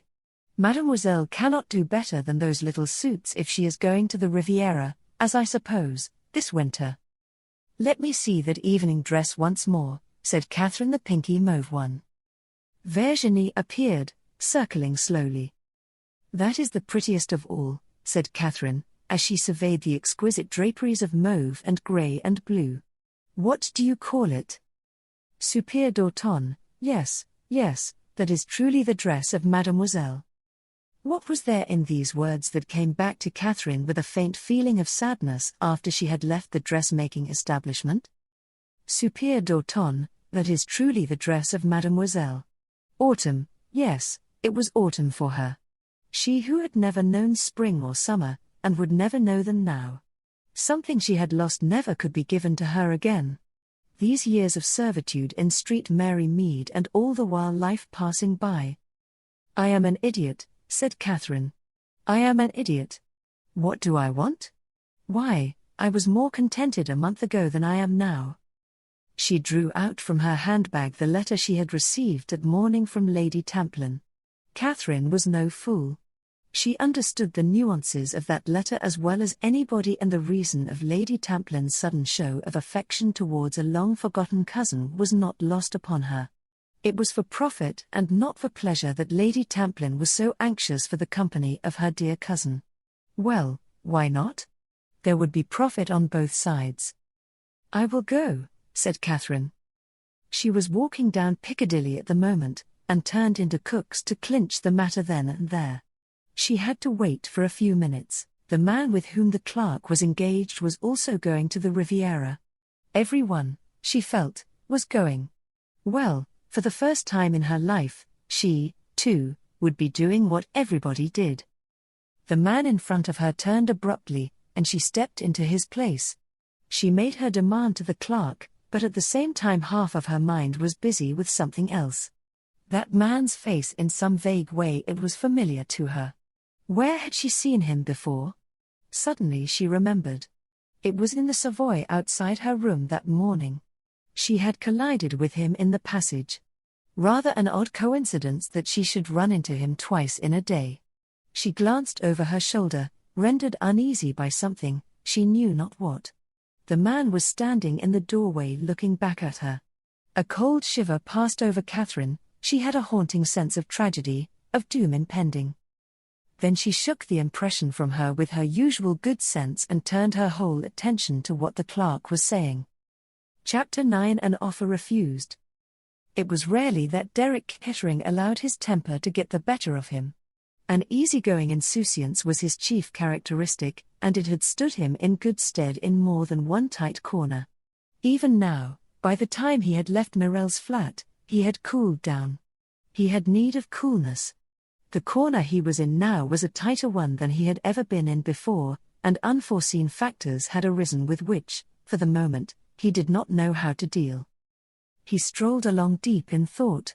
His brow was furrowed, and there was none of the easy, jaunty manner which sat so well upon him. Various possibilities floated through his mind. It might have been said of Derek Kettering that he was less of a fool than he looked. He saw several roads that he might take, one in particular. If he shrank from it, it was for the moment only. Desperate ills need desperate remedies. He had gauged his father-in-law correctly. A war between Derek Kettering and Rufus Van Alden could end only one way. Derek damned money and the power of money vehemently to himself. He walked up St. James's Street, across Piccadilly, and strolled along it in the direction of Piccadilly Circus. As he passed the offices of Messrs. Thomas Cook and Sons his footsteps slackened. He walked on, however, still turning the matter over in his mind. Finally, he gave a brief nod of his head, turned sharply, so sharply as to collide with a couple of pedestrians who were following in his footsteps, and went back the way he had come. This time he did not pass Cook's, but went in. The office was comparatively empty, and he got attended to at once. "I want to go to Nice next week. Will you give me particulars?" "What date, sir?" "The 14th. What is the best train?" "Well, of course, the best train is what they call the Blue Train. You avoid the tiresome customs business at Calais." Derek nodded. He knew all this, none better. "The 14th, murmured the clerk, "that is rather soon. The Blue Train is nearly always all booked up." "See if there is a berth left," said Derek. If there is not, he left the sentence unfinished, with a curious smile on his face. The clerk disappeared for a few minutes, and presently returned. "That is all right, sir, still 3 berths left. I will book you one of them." "What name?" "Pavitt," said Derek. He gave the address of his rooms in Jermyn Street. The clerk nodded, finished writing it down, wished Derek good morning politely, and turned his attention to the next client. "I want to go to Nice on the 14th. Isn't there a train called the Blue Train?" Derek looked round sharply. Coincidence, a strange coincidence.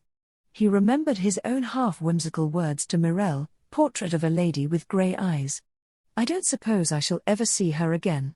But he had seen her again, and, what was more, she proposed to travel to the Riviera on the same day as he did. Just for a moment a shiver passed over him. In some ways he was superstitious.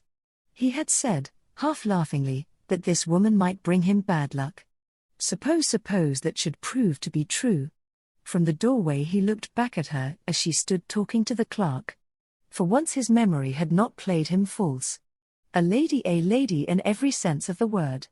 Not very young, not singularly beautiful. but with something grey eyes that might perhaps see too much. He knew as he went out of the door that in some way he was afraid of this woman. He had a sense of fatality. He went back to his rooms in Jermyn Street and summoned his man.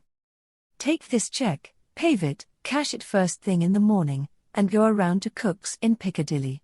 They will have some tickets there booked in your name, pay for them, and bring them back." "Very good, sir." Pavitt withdrew. Derek strolled over to a side table and picked up a handful of letters. They were of a type only too familiar. Bills, small bills and large bills, one and all pressing for payment. The tone of the demands was still polite. Derek knew how soon that polite tone would change if certain news became public property. He flung himself moodily into a large, leather-covered chair. A damned hole that was what he was in. Yes, a damned hole. And ways of getting out of that damned hole were not too promising. Pavitt appeared with a discreet cough. "A gentleman to see you, Sir Major Knighton." "Knighton, eh?" Derek sat up, frowned, became suddenly alert. He said in a softer tone, almost to himself, "Knighton, I wonder what is in the wind now?" "Shall I, show him in, sir?" His master nodded. When Knighton entered the room he found a charming and genial host awaiting him. "Very good of you to look me up," said Derek. Knighton was nervous. The other's keen eyes noticed that at once. The errand on which the secretary had come was clearly distasteful to him. He replied almost mechanically to Derek's easy flow of conversation. He declined a drink, and, if anything, his manner became stiffer than before. Derek appeared at last to notice it. "Well," he said cheerfully, "what does my esteemed father-in-law want with me? You have come on his business, I take it?" Knighton did not smile in reply. "I have, yes," he said carefully. I wish Mr. Van Alden had chosen someone else." Derek raised his eyebrows in mock dismay. "Is it as bad as all that? I am not very thin-skinned, I can assure you, Knighton." "No," said Knighton, "but this." He paused. Derek eyed him keenly. "Go on, out with it," he said kindly. "I can imagine my dear father-in-law's errands might not always be pleasant ones." Knighton cleared his throat. He spoke formally in tones that he strove to render free of embarrassment. "I am directed by Mr. Van Alden to make you a definite offer." "An offer?" For a moment Derek showed his surprise. Knighton's opening words were clearly not what he had expected. He offered a cigarette to Knighton, lit one himself, and sank back in his chair, murmuring in a slightly sardonic voice. "An offer? That sounds rather interesting. Shall I go on?" "Please. You must forgive my surprise, but it seems to me that my dear father-in-law has rather climbed down since our chat this morning. And climbing down is not what one associates with strong men, Napoleons of finance, etc. I think it shows that he finds his position weaker than he thought it." Knighton listened politely to the easy, mocking voice, but no sign of any kind showed itself on his rather stolid countenance. He waited until Derek had finished, and then he said quietly, "I will state the proposition in the fewest possible words." "Go on." Knighton did not look at the other. His voice was curt and matter-of-fact. "The matter is simply this. Mrs. Kettering, as you know, is about to file a petition for divorce. If the case goes undefended, you will receive 100,000 on the day that the decree is made absolute." Derek, in the act of lighting his cigarette, suddenly stopped dead. 100,000, he said sharply. Dollars? Pounds? There was dead silence for at least 2 minutes. Kettering had his brows together thinking. 100,000 pounds. It meant Mirelle and a continuance of his pleasant, carefree life. It meant that Van Alden knew something. Van Alden did not pay for nothing. He got up and stood by the chimney-piece, and in the event of my refusing his handsome offer? He asked, with a cold, ironical politeness. Knighton made a deprecating gesture. "I can assure you, Mr. Kettering," he said earnestly, "that it is with the utmost unwillingness that I came here with this message." "That's all right," said Kettering. "Don't distress yourself, it's not your fault. Now then, I asked you a question, will you answer it?" Knighton also rose. He spoke more reluctantly than before. "In the event of your refusing this proposition," he said, "Mr. Van Alden wished me to tell you in plain words that he proposes to break you." "Just that?" Kettering raised his eyebrows, but he retained his light, amused manner. Well, he said, "I suppose he can do it. I certainly should not be able to put up much of a fight against America's man of millions. 100,000. If you are going to bribe a man, there is nothing like doing it thoroughly. Supposing I were to tell you that for 200,000 I'd do what he wanted, what then?" "I would take your message back to Mr. Van Alden," said Knighton unemotionally. "Is that your answer?" "No," said Derek, "funnily enough it is not. You can go back to my father-in-law and tell him to take himself and his bribes to hell. Is that clear?" "Perfectly," said Knighton. He got up, hesitated, and then flushed.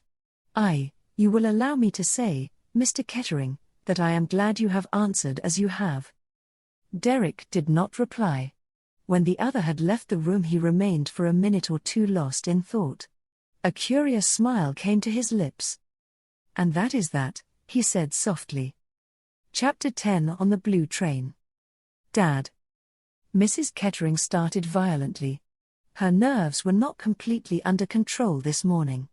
Very perfectly dressed in a long mink coat and a little hat of Chinese lacquer red, she had been walking along the crowded platform of Victoria deep in thought, and her father's sudden appearance and hearty greeting had an unlooked-for effect upon her. "Why, Ruth, how you jumped! I didn't expect to see you, I suppose, Dad. You said goodbye to me last night and said you had a conference this morning." "So I have," said Van Alden, "but you are more to me than any number of darned conferences. I came to take a last look at you, since I am not going to see you for some time." "That is very sweet of you, Dad. I wish you were coming too." "What would you say if I did?" The remark was merely a joking one. He was surprised to see the quick color flame in Ruth's cheeks. For a moment he almost thought he saw dismay flash out of her eyes. She laughed uncertainly and nervously. "Just for a moment I really thought you meant it," she said. "Would you have been pleased?" "Of course." She spoke with exaggerated emphasis. "Well," said Van Alden, "that's good." "It isn't really for very long, Dad," continued Ruth. "You know, you are coming out next month." "Ah," said Van Alden unemotionally, "sometimes I guess I will go to one of these big guys in Harley Street and have him tell me that I need sunshine and change of air right away."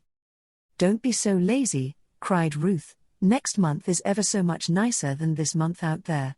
You have got all sorts of things you can't possibly leave just now." "Well, that's so, I suppose," said Van Alden, with a sigh.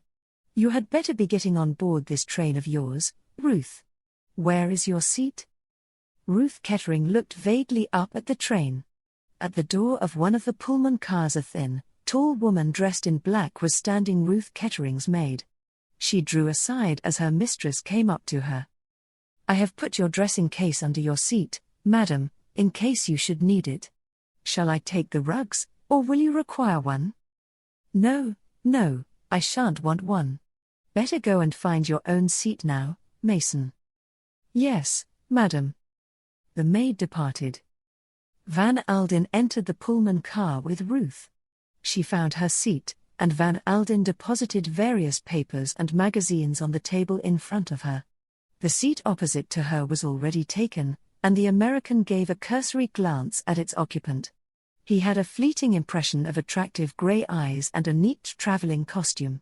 He indulged in a little more desultory conversation with Ruth, the kind of talk peculiar to those seeing other people off by train. Presently, as whistles blew, he glanced at his watch. "I had best be clearing out of here. Goodbye, my dear. Don't worry, I will attend to things."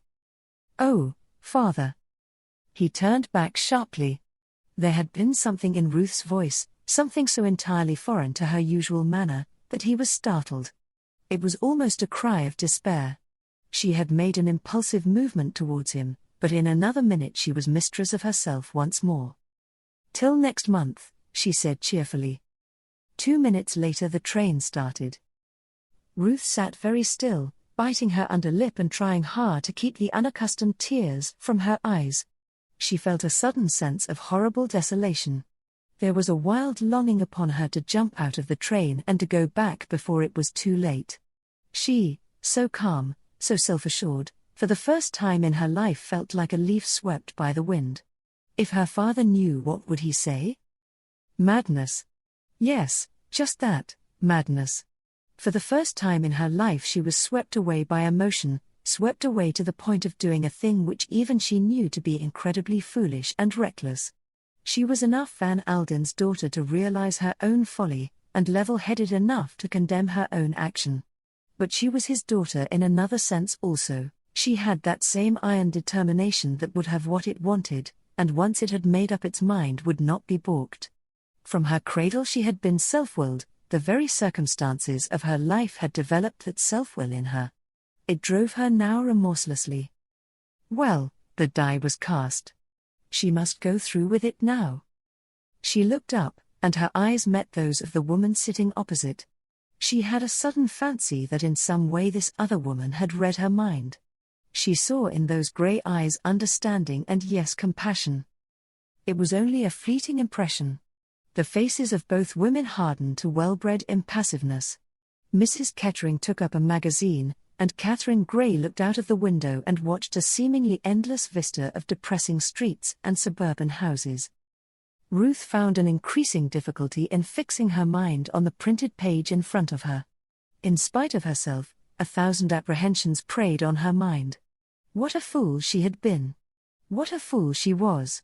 Like all cool and self-sufficient people, when she did lose her self-control she lost it thoroughly. It was too late. Was it too late? Oh, for someone to speak to, for someone to advise her. She had never before had such a wish. She would have scorned the idea of relying on any judgment other than her own, but now what was the matter with her? Panic. Yes, that would describe it best, panic. She, Ruth Kettering, was completely and utterly panic-stricken. She stole a covert glance at the figure opposite. If only she knew someone like that, some nice, cool, calm, sympathetic creature. That was the sort of person one could talk to. But you can't, of course, confide in a stranger. And Ruth smiled to herself a little at the idea. She picked up the magazine again. Really, she must control herself. After all, she had thought all this out. She had decided of her own free will. What happiness had she ever had in her life up to now? She said to herself restlessly, why shouldn't I be happy? No one will ever know. It seemed no time before Dover was reached. Ruth was a good sailor. She disliked the cold, and was glad to reach the shelter of the private cabin she had telegraphed for. Although she would not have admitted the fact, Ruth was in some ways superstitious. She was of the order of people to whom coincidence appeals. After disembarking at Calais and settling herself down with her maid in her double compartment in the blue train, she went along to the luncheon car. It was with a little shock of surprise that she found herself set down to a small table with, opposite her, the same woman who had been her vis-à-vis in the Pullman. A faint smile came to the lips of both women. "This is quite a coincidence," said Mrs. Kettering.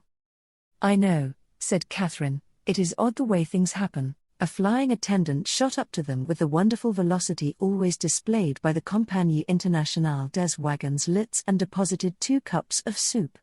By the time the omelette succeeded the soup, they were chatting together in friendly fashion. "It will be heavenly to get into the sunshine," sighed Ruth. "I am sure it will be a wonderful feeling." "You know the Riviera well?" "No, this is my first visit."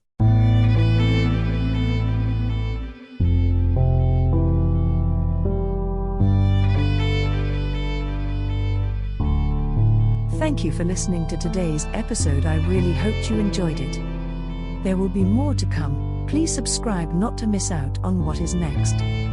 I will be looking forward to your return. The music is by Madfan from Pixabay. To support this and other artists, go to pixabay.com. Sheila.